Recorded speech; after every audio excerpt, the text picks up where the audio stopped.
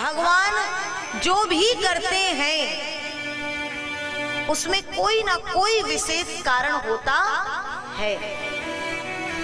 हम ईश्वर को जो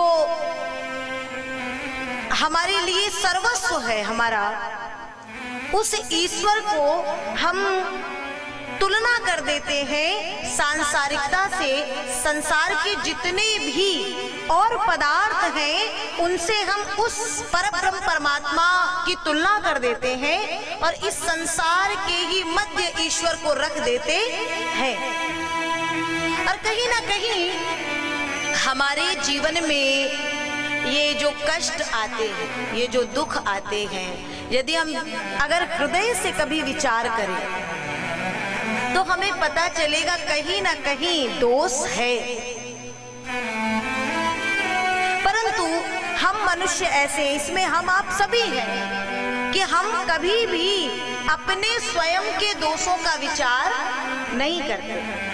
अच्छा एक बात बताइए जरा, यह मनुष्य उतना पुण्य करता नहीं है जितना कि पुण्य का फल चाहता है, और उससे कई गुना अधिक, बहुत ध्यान से सुनिएगा, कि कई गुना अधिक यह मनुष्य उससे पाप करता है, परंतु उस पाप का फल भोगना नहीं चाहता।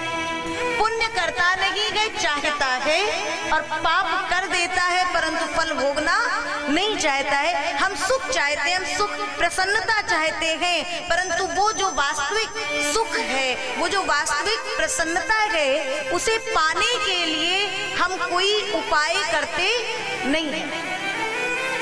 हम भटकते तो बहुत हैं इधर उधर। भगवान कृष्ण ने गीता में ये जो हमारे अंदर के शत्रु है ना, इनसे बचने को कहा है अर्जुन से। काम एस, क्रोध एस, रजोगुण समुद्भवः।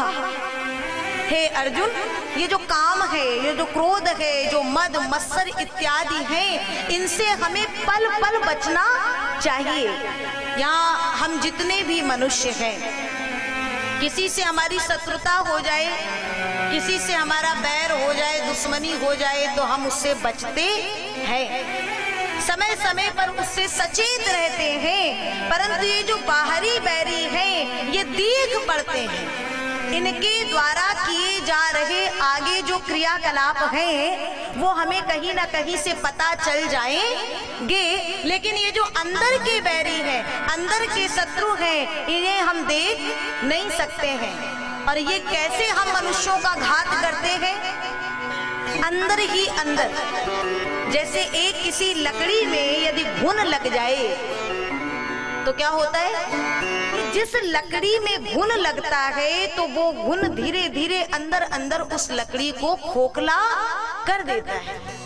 वैसे ही हे अर्जुन, ये काम, ये क्रोध, ये मद, ये मत्सर, ये जितने भी हैं, ये मनुष्य को अंदर ही अंदर खोखला करते जाते हैं। और अगर हम मनुष्य इनसे सचेत नहीं हुए तो अंततो गत्वा जो परिणाम होगा वो बड़ा ही भयावह होगा। लेकिन ध्यान रखना अर्जुन, अग्नि जहां जलती है पहले वहां जलाती है।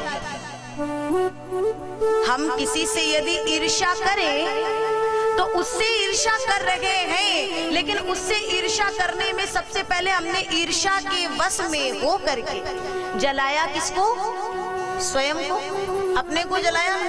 हमने हृदय में अगर किसी के प्रति भी मत्सर को पाल लिया तो वो मत्सर भी हमें ही पहले जलाएगा, बाद में सामने वाले के पास जाएगा। मतलब अग्नि जहां जलती है, जहां ले जाई जाएगी वो तो बात की बात है, लेकिन जहां जली पहले उस स्थान को जलाएगी।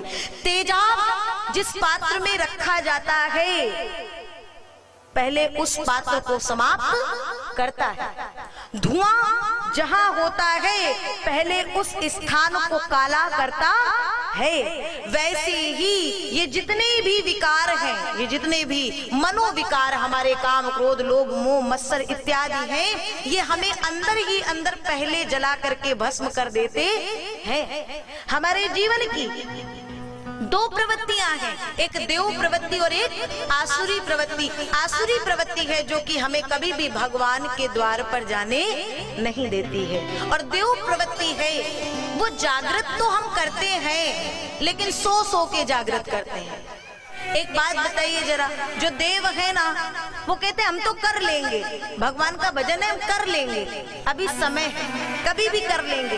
परंतु जो आसुरी प्रवृत्तियां हैं ये अपने कार्य में निरंतर लगी रहती हैं, और जो देव प्रवृत्ति है वो कर लेंगे कि इंतजार में जीवन के अंतिम क्षण पे पहुंच जाती है।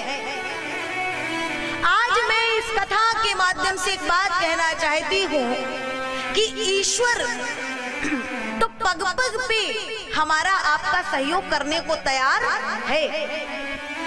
भगवान श्री बांके बिहारी श्री कृष्ण कन्हैया हमारे संग संग चलते हैं, सतत हमारे लिए तैयार खड़े हैं, जैसे अर्जुन के साथ में है, हमारे जीवन रूपी रथ पर हैं और उस रथ पर आरूढ़ होकर के हमें मार्गदर्शन के लिए, इशारा देने के लिए सतत विराजमान है। परंतु इतने आसानी से भगवान हमारे रथ को चलाने वाले नहीं हैं। जो प्राण प्रण करके और धर्म युद्ध के लिए आगे बढ़ जाता है भगवान उसके साथ में हो जाते हैं और अर्जुन की तरह उसके भी रथ को हाँकने लगते हैं। एक बात का विचार करो, यदि महाभारत के युद्ध में अर्जुन हताश होकर के, डर करके, भय खा करके और कायरता का परिचय देते हुए युद्ध भूमि से पीछे हट जाता, युद्ध करता ही नहीं, तो क्या भगवान अर्जुन का साथ देते? नहीं ना।